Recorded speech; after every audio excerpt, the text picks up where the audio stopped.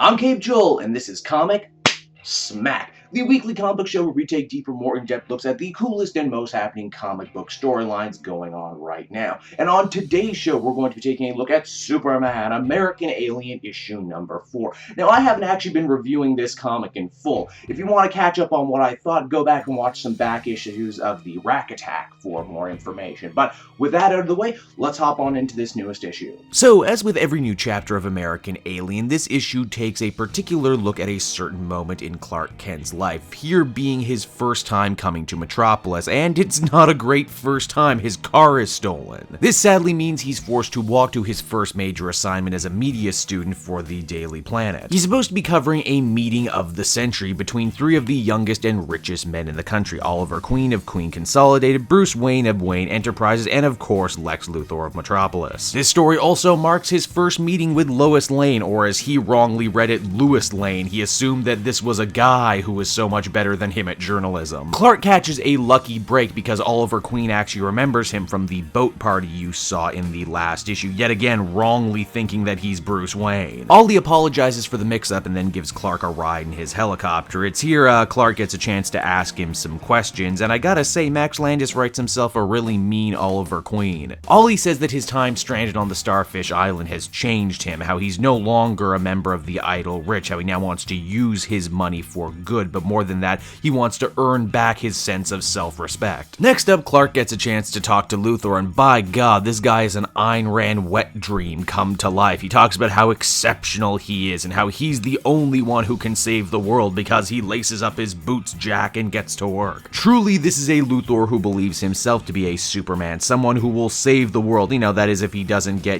sidetracked by fighting an alien demigod or something, but what are the odds of that? Sadly, Clark doesn't get a chance to interview the legendarily elusive Bruce Wayne, but on his way out through the Lex Kids Center, he does run into one Dick Grayson, Bruce Wayne's ward. Yet again, another person who's never given an interview to the press. We get a truly amazing panel wherein Dick tries to size Clark up and psychologically profile him, all Sherlock style. Of course, Clark is much better at profiling when he has his X-ray vision to lean on, and in the end, him and Dick decide to go grab a slice of pizza and talk about Bruce some more. Dick is pretty guarded about Bruce, saying that, he's basically just a big kid himself, always worried about the next party or the next event. But when the subject turns to Batman, Dick suddenly has a lot more to say. Dick says that for Batman to really work, what he needs is a counterpoint, a light to his darkness. What's great about this is that you could take it to mean that Dick is talking about himself in his role as Robin, but as we're going to see, this also resonates with Clark quite a bit too, about perhaps maybe becoming the Superman that we all know. Later that night, Clark is all ready to file his story. That is until he gets attacked by an intruder, that intruder turning out to be Batman, who wants to know why he's been snooping around and asking so many questions. Of course, as Bruce sadly learns, you never want to sneak up on a Kryptonian, because in just a few moves, the man who will be Superman disarms the current Batman and reveals his identity. What's the better headline, he says, Batman is real or Batman is Bruce Wayne? Of course, Batman manages to ninja his way out of this situation, and the comic ends